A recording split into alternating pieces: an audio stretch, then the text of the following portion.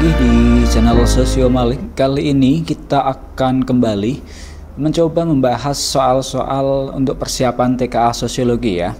Kali ini di part ketiga ini saya akan membahas 5 soal latihan TKA Sosiologi yang harapannya ini dapat membantu mempersiapkan kalian belajar terkait dengan soal-soal TKA Sosiologi tahun 2025.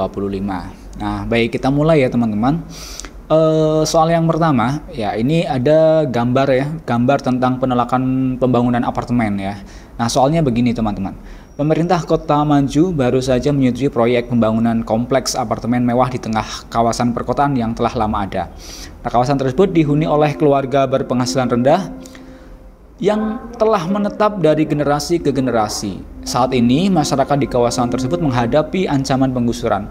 Namun ironisnya, mereka merasa tidak dilibatkan dalam proses perencanaan. Protes akhirnya muncul, mulai dari aksi yang awalnya damai hingga menjadi konfrontatif. Masyarakat menuntut perlakuan yang adil dan meminta ganti rugi yang layak apabila digusur. Nah, dari narasi soal di atas ya, di soal yang ada di layar teman-teman, pertanyaannya adalah apakah konflik yang terjadi pada ilustrasi tersebut? Nah, jawaban ini bisa lebih dari satu. Oke. Dari ilustrasi soal tersebut, maka jawabannya yang benar adalah ya yang pertama, bahwa konflik kepentingan antara kelompok yang tidak setara secara ekonomi ya. Kemudian konflik struktural akibat akses yang tidak setara dalam pengambilan keputusan ya, di mana ini jelas bahwa dalam soal tersebut terlihat bahwa masyarakat kemudian tidak memiliki akses yang setara dalam hal ekonomi karena mereka tidak dilibatkan dalam proses perencanaan. Oke. Dan jawaban yang berikutnya adalah ya yang kelima, yaitu konflik nilai antara cara hidup tradisional dan tujuan pembangunan modern ya. Jadi ada konflik nilai ya, nilai atau keyakinan bahwa yang satu sisi adalah hidup secara tradisional ya, yang di sisi lain terkait dengan pembangunan modern. Nah, kadang-kadang hal ini ketika tidak sejalan maka akan memunculkan konflik. Jadi jawaban yang benar adalah pernyataan nomor 1, 2, dan 5. Oke. Berikutnya untuk soal yang kedua teman-teman. Nah, ini ada gambar juga dengan ilustrasi terkait dengan penolakan kegiatan ya. Kita bacakan soalnya. Kota Praja merupakan kota multikultural yang memiliki banyak komunitas. Ya. Baru-baru ini di kota tersebut terjadi konflik antara penduduk lama dengan pendatang terkait dengan penggunaan ruang publik untuk kegiatan budaya. Penduduk lama merasa tradisi turun-temurun mereka mulai dipinggirkan, sedangkan pendatang mengklaim kebutuhan aktivitas mereka diabaikan. Ketegangan meningkat di media sosial melalui perang tagar dan mulai mengarah pada protes dan ancaman kekerasan. Pemerintah setempat berada di bawah tekanan untuk mengembalikan kedamaian dan mencegah eskalasi konflik lebih lanjut. Nah, pertanyaannya, apa rekomendasi yang dapat diberikan untuk menurunkan tensi konflik berdasarkan kasus tersebut? Ya, nah jawabannya ini bisa lebih dari satu. Oke, dari 5 pernyataan yang kemudian ada dalam pilihan jawaban, manakah yang kemudian termasuk rekomendasi yang benar dalam mengatasi atau menurunkan tensi konflik di atas? Ya, jawabannya adalah ya, yang pernyataan yang kedua ya, membentuk forum yang dipimpin oleh komunitas untuk pengambilan keputusan partisipatif tentang penggunaan ruang publik. Jadi membentuk forum yang partisipasi masyarakat itu diakui.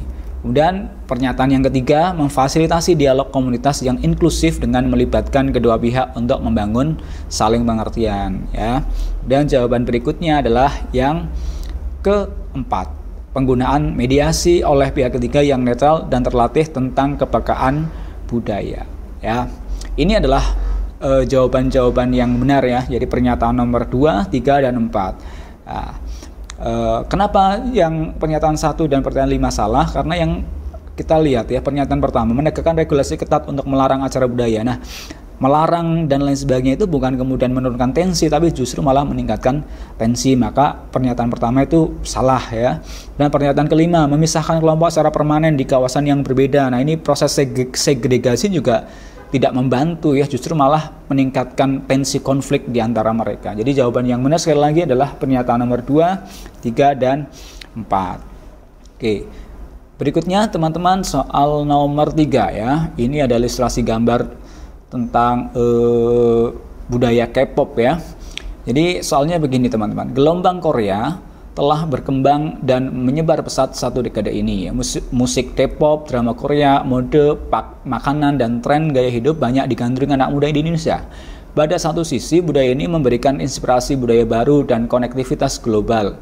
Di sisi lain, budaya ini juga memengaruhi perilaku remaja, mulai dari konsumerisme berlebihan terhadap barang-barang bermerek, pengabaian produk lokal, dan standar kecantikan yang tidak realistis.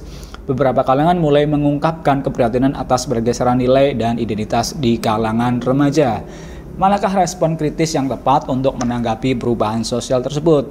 Oke, manakah kira-kira yang tepat dan tidak tepat? Ya, jawaban pertama, pernyataan yang pertama, mengikuti tren tanpa syarat sebagai bagian dari masyarakat global adalah tidak tepat, ya. Yang kedua, mendorong refleksi diri dan literasi media untuk memahami pengaruh budaya, ini adalah tepat, ya.